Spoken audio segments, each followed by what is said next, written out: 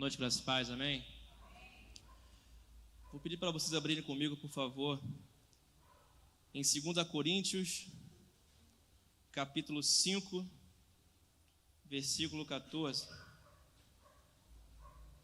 Segunda carta aos Coríntios, capítulo 5, versículo 11, versículo 11.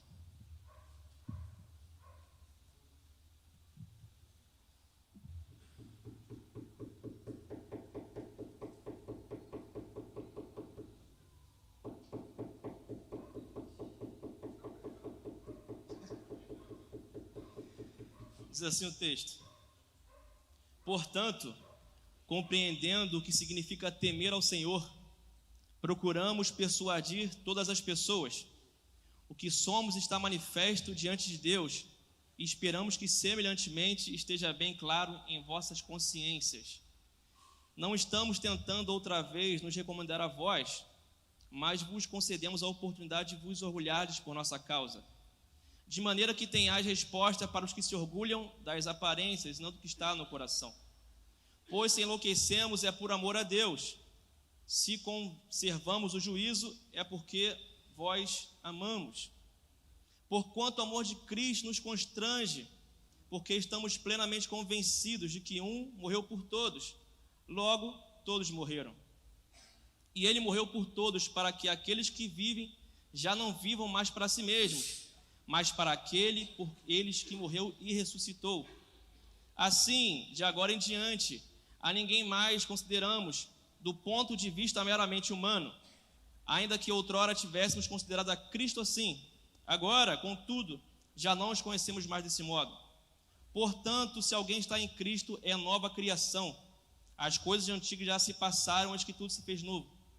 Tudo isso provém de Deus, que nos reconciliou consigo mesmo por intermédio de Cristo e nos outorgou o ministério da reconciliação. Pois Deus estava em Cristo, reconciliando consigo mesmo o mundo, não levando em conta as transgressões dos seres humanos, e nos encarregou da mensagem da reconciliação. Portanto, somos embaixadores de Cristo, como se Deus vos encorajasse por nosso intermédio. Assim vos suplicamos em nome de Cristo que vos reconcilieis com Deus. Deus fez daquele que não tinha pecado algum a oferta por todos os nossos pecados, a fim de que nele nos tornássemos justiça de Deus.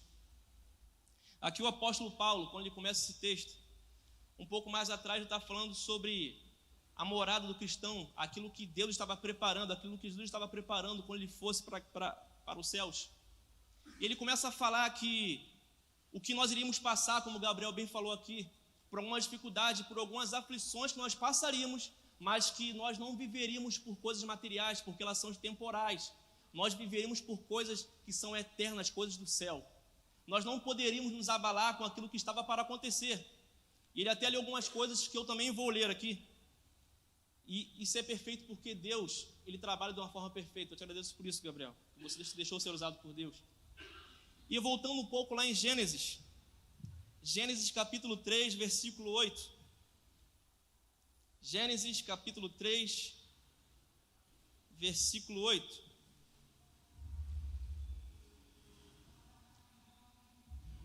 Gênesis 3, 8.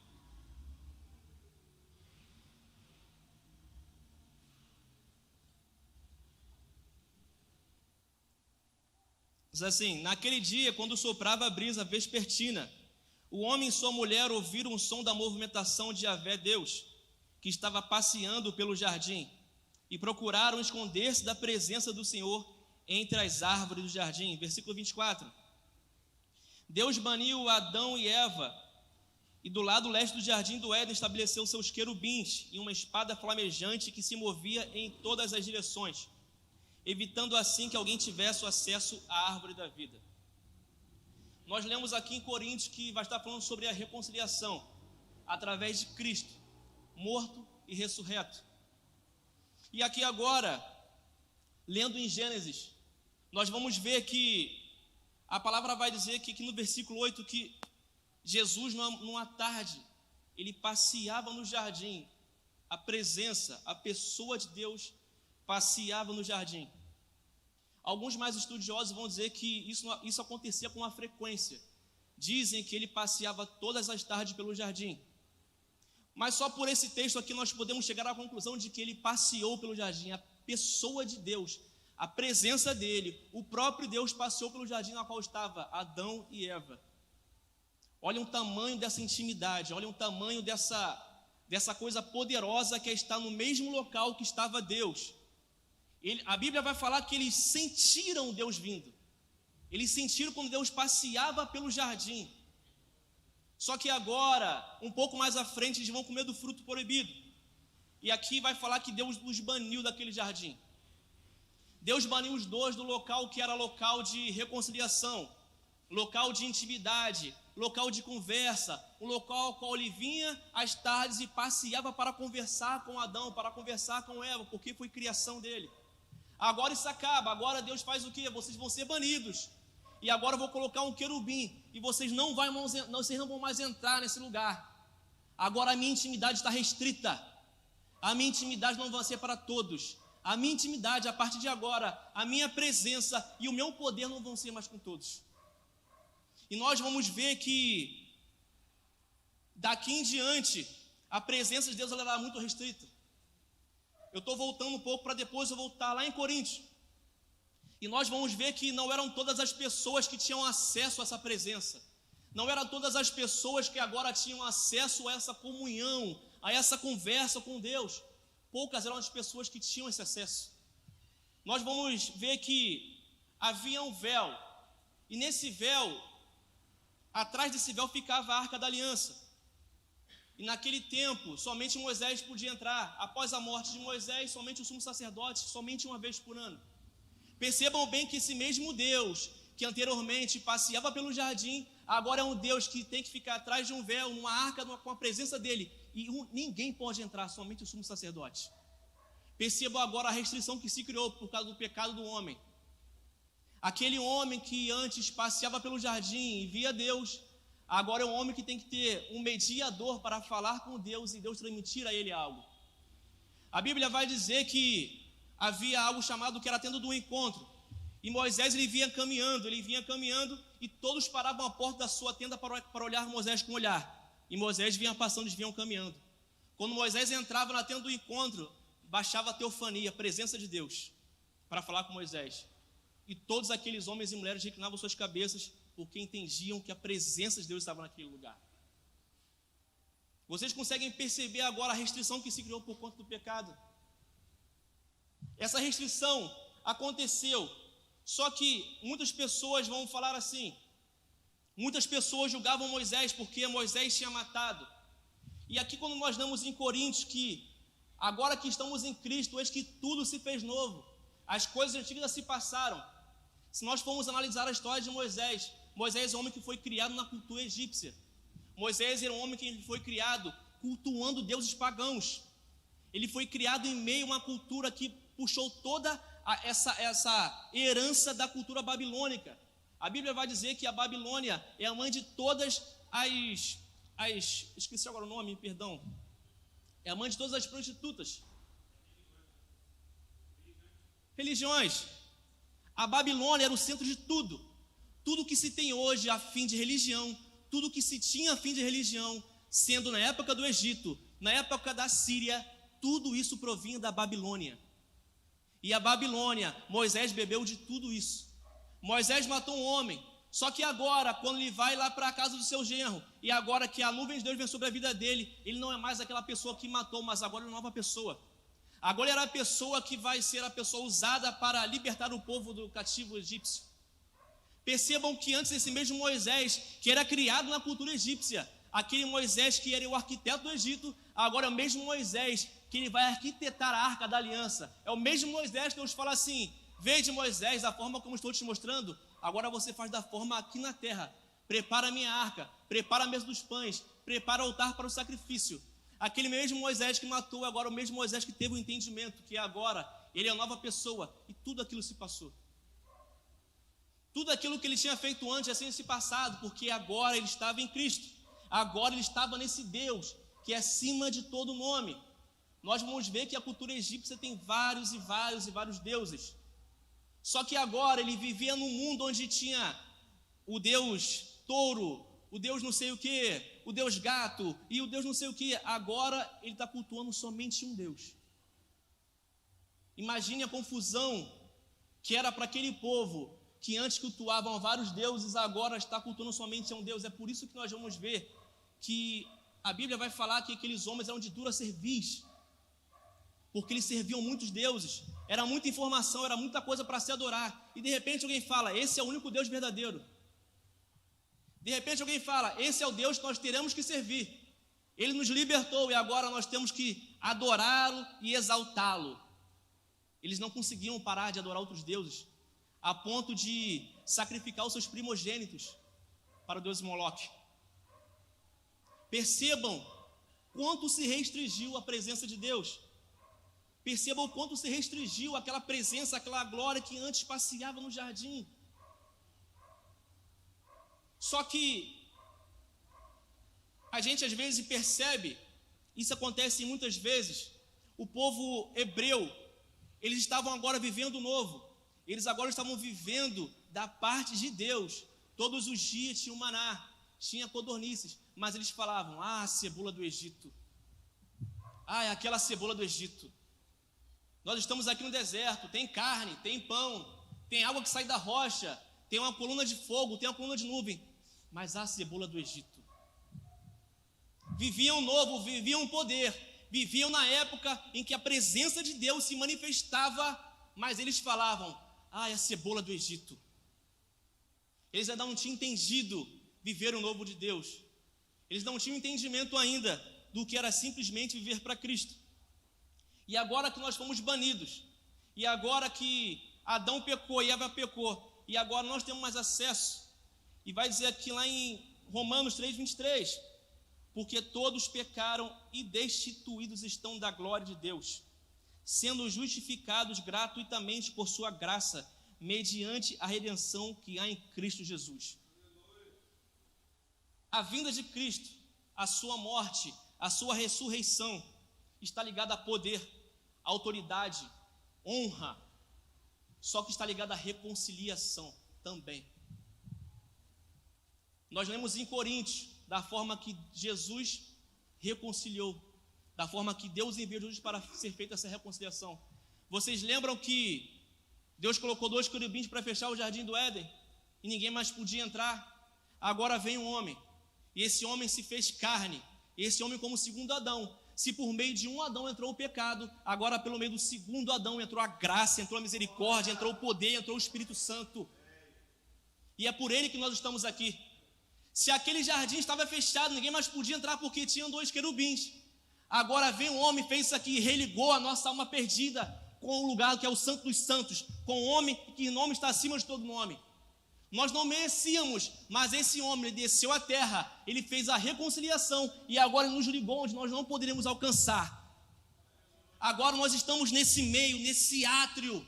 Agora não tem mais um véu para nos diferenciar, para nos separar do amor de Cristo, para nos separar da glória de Deus. Essa glória não é mais restrita por conta da reconciliação que foi em Cristo Jesus. E é isso que nós temos que entender. De nada vale nós estarmos aqui, de nada vale nós termos a consciência de muitas coisas se nós não temos a mente de Cristo. Eu vou ler isso aqui ainda. Estar em Cristo é ter a mente de Cristo. Estar em Cristo é fazer as coisas que Cristo fazia.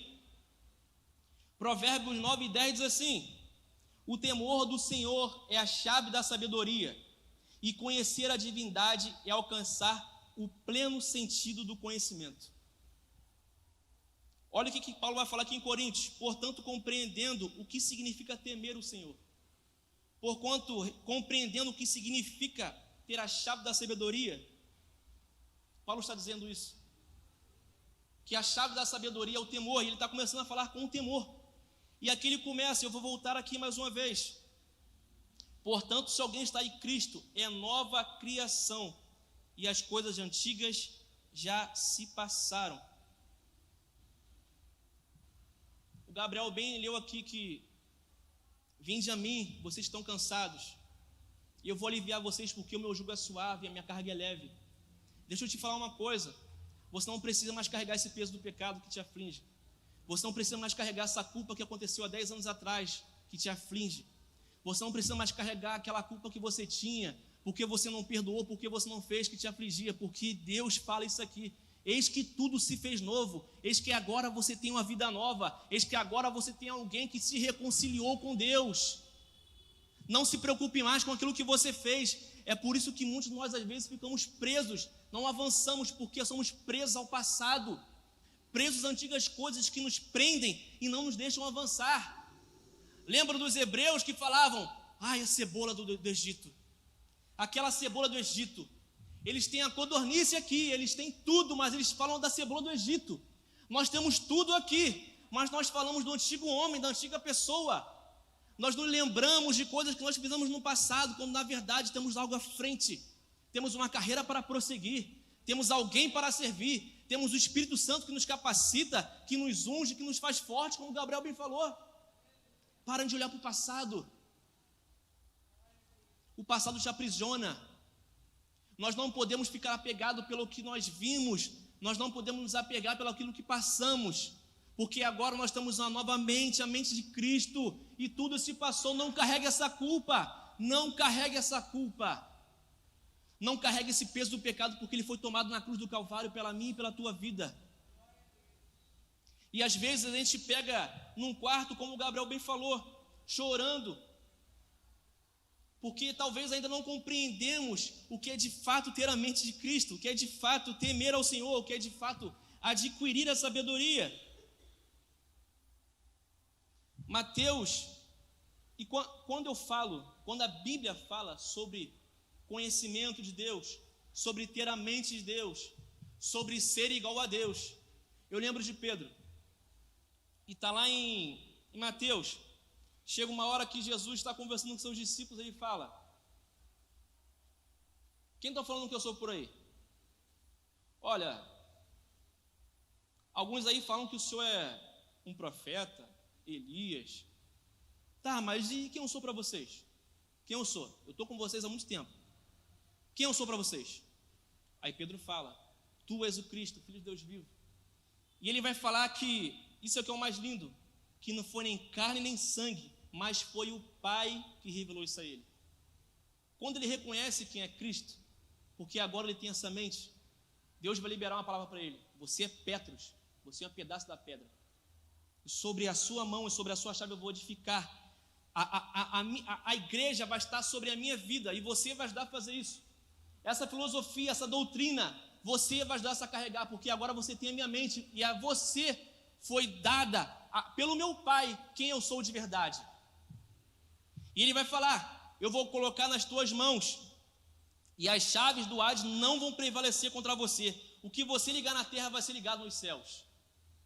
Isso aconteceu depois que ele falou quem era Cristo de verdade. Isso é ter a mente de Cristo, é porque ele entendeu. E às vezes a gente julga muito Pedro. Pedro negou a Jesus. Pedro cortou a orelha de Malcolm.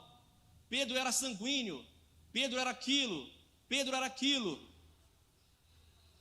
Mas foi a ele que Deus falou essa profecia. Foi a ele que Deus usou isso aqui para falar.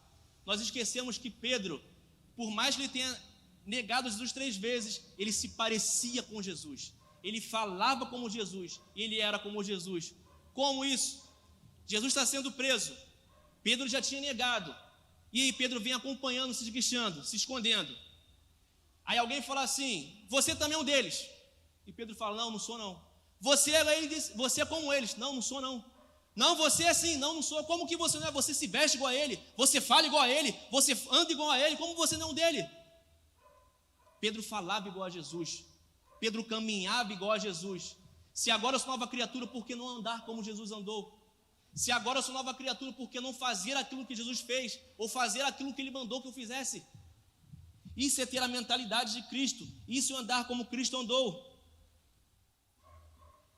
1 Pedro, capítulo 4, versículo 7. 1 Pedro, capítulo 4, versículo 7.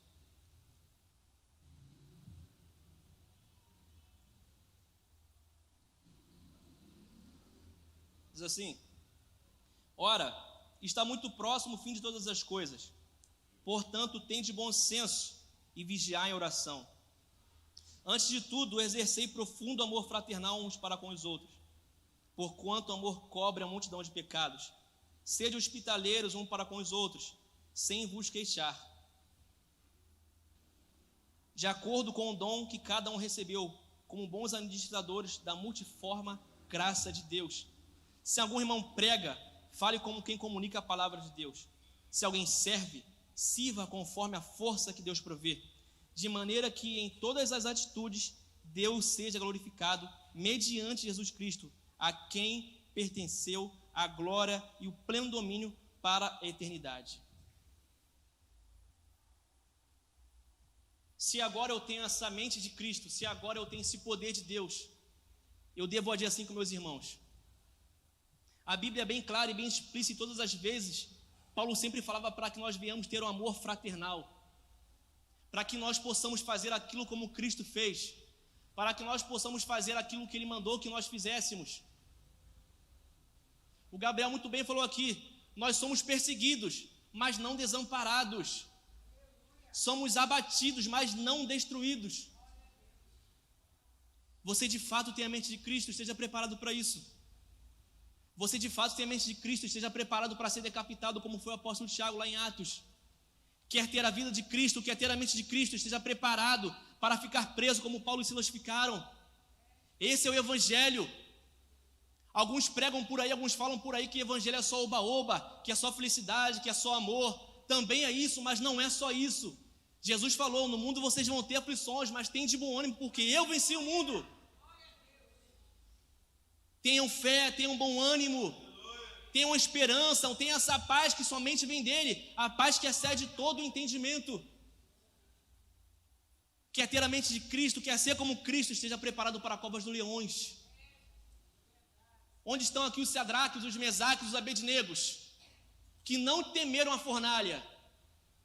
Onde estão aqui os Daniéis, que não temeram ir para a cova dos leões? Quer ter a mente de Cristo, esteja preparado para isso. Quer ser como Cristo, esteja preparado para ser apedrejado, como Estevão foi apedrejado, como João Batista decapitado. Esse é o Evangelho. Evangelho é o Evangelho de renúncia, é o Evangelho de reconciliação, é o Evangelho de amor, de poder, de ousadia, de intrepidez. Esse é o Evangelho que exerce em nossas vidas. A pastora Sandra estava falando sobre que às vezes tem algumas coisas para nós fazermos, um mutirão, algo do tipo, e poucas pessoas vêm. Se nós formos ver quantas pessoas tem aqui, são muitas. Aí você fala, pô, você está me julgando. Negativo, de forma alguma. Eu jamais faria isso.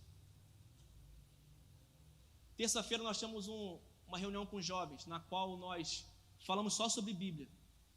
E entrou num ponto que o que eu acho não é engraçado, mas o que eu acho digno de ser falado é da forma como o povo que faz o carnaval, como eles se comportam, que faz as escolas de samba, etc. O carnaval é só em fevereiro, mas há não sei quantos meses atrás o pessoal já começa a fazer esses carros que ficam passando, já começa a fazer as roupas, e eles pagam para isso. Eles fazem tudo por aquele amor, tudo por amor ao carnaval, tudo pela festa da carne. Eles ficam às vezes ensaiando de 5 da manhã até as 5 da tarde, mas eles não param de ensaiar. Mas por que o crente não é assim? Por que o crente não é assim? Eu me pergunto, isso é uma pergunta que eu faço para mim e para todos nós, por que nós não somos assim? Porque para o crente é tudo uma dificuldade. Para o crente, se é marcado uma reunião, o crente não vem. O crente é marcado uma oração, o crente não vem. O crente é marcado um mutirão, o crente não vem. Mas quando alguém do mundo marca alguma coisa, está todo mundo lá. Quando eu morava na casa da minha mãe, eu passava para vir para a igreja às vezes 8 horas da manhã para ficar na escala da portaria. O pessoal já estava jogando bola, batucando o seu tambor, jogando bola 8 horas da manhã, amarradão. E o crente? Se nós temos a mente de Cristo, isso tem que se acabar. 1 Coríntios capítulo 2, eu já vou encerrar. 1 Coríntios capítulo 2, versículo 1.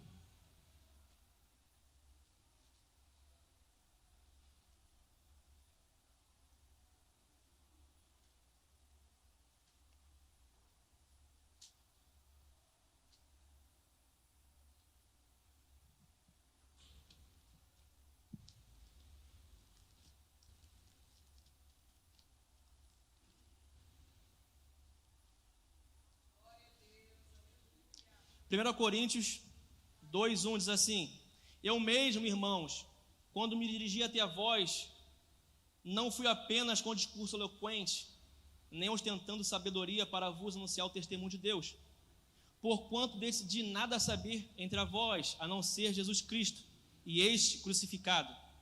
E foi sob fraqueza, temor e grande tremor que estive entre vós.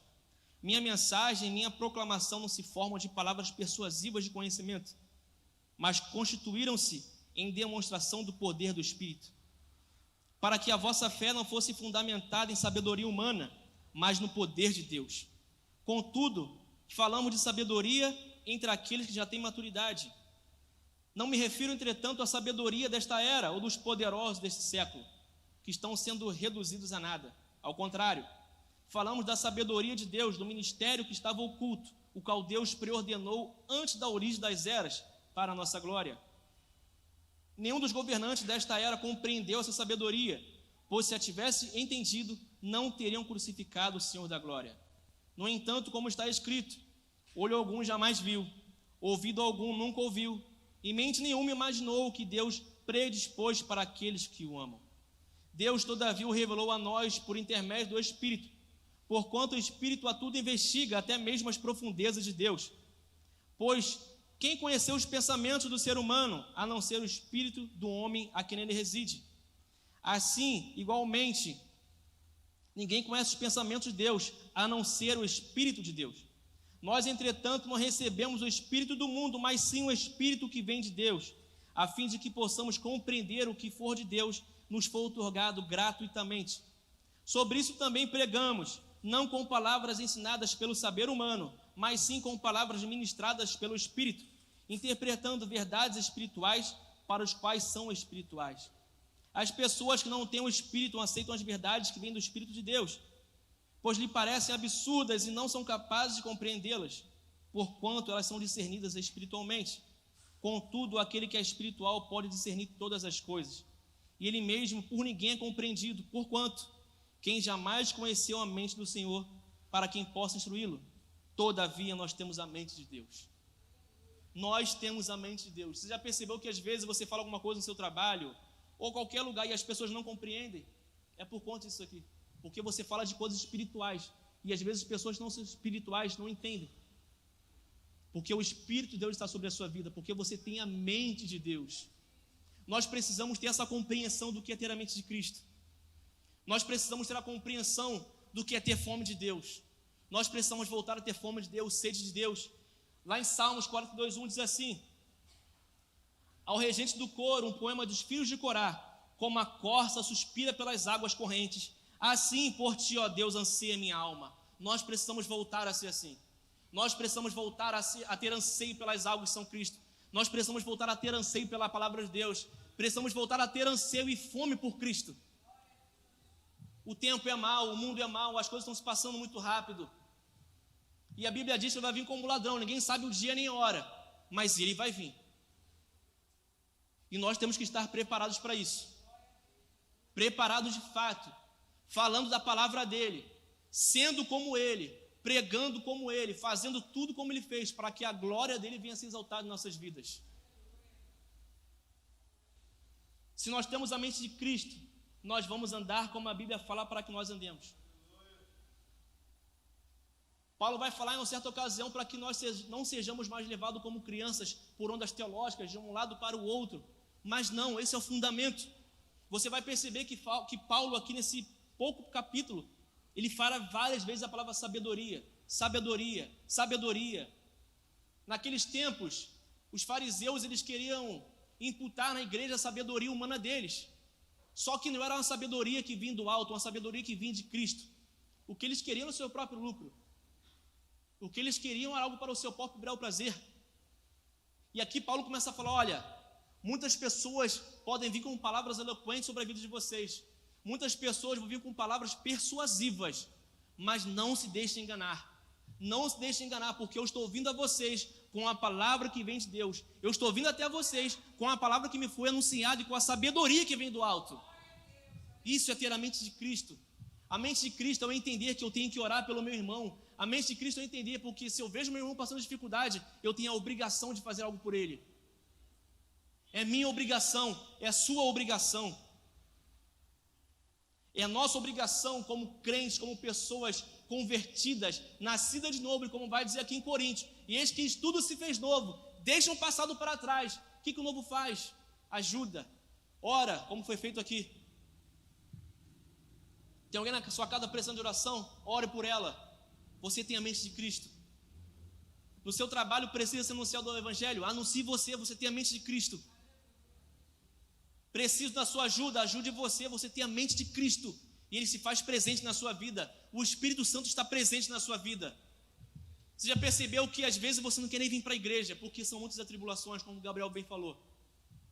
Às vezes você está desanimado, você não quer nem sair da cama, porque os dias são maus e a tribulação é muito forte. Só que o Espírito Santo está sobre mim, sobre a tua vida. E de repente você fala, eu vou para a igreja, e você vem, e aqui você é ministrado. Às vezes a palavra nem fala tanto contigo, mas vem o irmão Wallace, ele te dá um abraço, fala uma palavra no teu ouvido, eu precisava disso. Nós precisamos ter essa fé que de fato ama Cristo. Essa fé que é enlouquecida por querer conhecer a Cristo de verdade. Eu não quero saber da sabedoria desse mundo, a sabedoria humana, eu quero a sabedoria que vem do alto, eu quero o conhecimento que vem do alto. O Provérbios vai falar que a maior divindade, a maior coisa é conhecer a divindade a qual ele serve. Eu quero conhecer a Deus, eu quero conhecer os seus preceitos, e para isso tem que ter discernimento. E Cristo, como vai falar aqui lá em Coríntios, ele veio e religou tudo isso, aquilo que foi perdido, aquilo que nós nem poderíamos ter mais, foi religado. Jesus morreu por mim e por você. E no último versículo aqui de Coríntios, lá em 2 Coríntios 5:1, agora eu encerro de verdade. 2 Coríntios 5:14. 14 não. 5:21. Deus fez daquele que não tinha pecado algum a oferta por todos os nossos pecados, a fim de que nele tornássemos justiça de Deus. Você imagina só,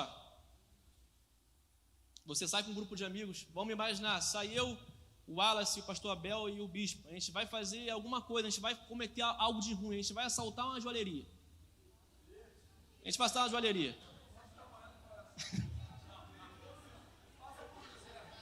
O José. Então tem eu, o Wallace e o José, a gente vai assaltar a joalheria. O Gabriel, então vai pro novinho, então eu, Leandro e Gabriel. Melhorou. Vou dar por mais novos aqui. Passou adiante. Eu, Gabriel e Juninho, vai ficar para tu também, Juninho. Eu, Gabriel e Leandro. E Juninho, a gente vai assaltar uma joalheria. A gente vai, consegue assaltar a joalheria. E eu lá assim. A gente conseguiu assaltar a joalheria. Conseguimos sim roubar muitas coisas. Conseguimos. Só que aí agora a justiça tem que vir sobre a nossa vida. A lei tem que vir sobre a nossa vida. Nós erramos, agora nós vamos ter que pagar. Temos que pagar, não tem como escapar. Aí vem alguém e fala, o mesmo amigo fala assim, um outro amigo fala assim, olha, eu vou me colocar no lugar de vocês. Eu não roubei nada. Eu não fiz nada. Eu não tive lucro nenhum disso aí. Eu não fiz nada mesmo, eu estava no meu canto, no meu lugar, eu estava lá, me regozijando, eu estava quieto, eu estava tranquilo. Mas eu vou me colocar no lugar de vocês. Esse castigo que vocês vão receber, vocês vão ter que ir para a prisão, eu vou receber. Deixa que eu recebo. Mas só façam uma coisa: creiam no meu nome, preguem no meu nome, expulsem demônios no meu nome, falem do meu nome, expressem um amor através do meu nome. Eu não mereço, mas eu vou fazer isso por vocês. Vocês não merecem, porque vocês pecaram, mas eu vou fazer isso por vocês. Só não deixe de falar do meu nome. O versículo 21 é exatamente isso. Pessoas que cometeram um ato completamente errado, que tinham que receber uma culpa e um castigo, e de alguém que não tinha culpa nenhuma agora assumir tudo isso. Ele assumiu pela minha e pela tua vida. E ao passo de que eu continuo fazendo essas coisas, como vai dizer Paulo, por acaso a morte de Cristo foi em vão? Por acaso o Espírito Santo está aqui em vão? Por acaso o que ele passou na cruz do Calvário foi em vão? Será preciso que nós vamos ter que refazer a graça? De forma alguma, ela já foi feita. Jesus Cristo já entrou no Santo dos Santos uma vez só, porque é o sumo sacerdote perfeito. Uma única vez, não precisa mais de uma. Mas agora façam, cumpram e exerçam o nome dele. Exerçam esse nome que está acima de todo nome. Que nós possamos ter essa mente. Que nós possamos ser como a corça. Que nós possamos ser como as pessoas que não tem como se envergonhar do Evangelho, como vai dizer a palavra para que venha ser o bom obreiro. Não tendo que se envergonhar, que maneja bem a palavra, que expressa bem a palavra de Deus, que expressa bem o amor e a graça de Deus. Tem pessoa que precisa ouvir da graça de Deus pela tua vida. Sabe, não espera que um apóstolo, que um presbítero, que um bispo, que um pastor, que um semideus, que seja lá quem quer que seja, vai falar sobre isso na tua casa, no teu trabalho, você vai fazer. Porque agora você anda como ele. É por isso que às vezes no seu trabalho as pessoas não querem ficar perto de você, porque você é como ele. Quando as pessoas falavam que Pedro era igual a eles, é porque Pedro andava muito tempo com Cristo, então ele acabou adquirindo as mesmas coisas que Cristo fazia. E agora eu, com essa mente de Cristo, com essa mentalidade, como vai dizer o apóstolo Paulo, agora nós temos o Espírito de Deus, agora nós temos a mente de Cristo, e essa mente precisa ser externada, e agora essa mente precisa ser conhecida, não para que agora a minha glória, a minha pessoa seja glorificada, mas que a presença dele seja glorificada na minha vida. Deus nos abençoe, que nós possamos ser de fato ter essa fama de Deus. Não pense que você, quando estiver fazendo as coisas para Deus, as coisas vão ser boas, porque não vão. Eu sei de uma coisa, como Gabriel me disse, nós podemos ser perseguidos, mas não vamos ser batidos, porque essa paz está no nosso coração. E por mais que eu enfrente problemas, como aqueles discípulos que estavam no barco, e a onda veio, eles iam afundar, eles iam morrer, Jesus veio, acalmou a tempestade. Jesus estava no barco com eles, Jesus não estava fora do barco. Tinha um Jesus no barco. Alguém estava ali. Alguém que era capaz de dominar as circunstâncias, mas ele deixou para ver até onde a fé daqueles homens iam. Depois ele levanta e acalma a tempestade. Ter Jesus no seu barco não é uma ausência de dificuldade. É saber que você vai atravessar para o outro lado. Vai vir problema, tu vai atravessar. Vai vir dificuldade, você vai atravessar. Da mesma forma que eu creio que o que nossos olhos nem viram. Eu sei que Deus tem coisa boa pra gente. Mas se apeguem em uma coisa. Os apóstolos morreram por pregar a palavra. Homens morreram por pregar a palavra. E nós não podemos esperar que seja mil e uma maravilhas pregarmos a palavra. Porque a palavra, ela corta. É como espada afiada dos dois gumes. Então estejam preparados para falar a palavra de Deus e quererem se lançar nas covas de leões. Estejam preparados para pregar o Evangelho e quererem jogar na fornalha ardente. Estejam preparados, mas entendam uma coisa: abatidos, mas não destruídos. Essa é a palavra que Deus deixou para nossas vidas. Amém? Bispo.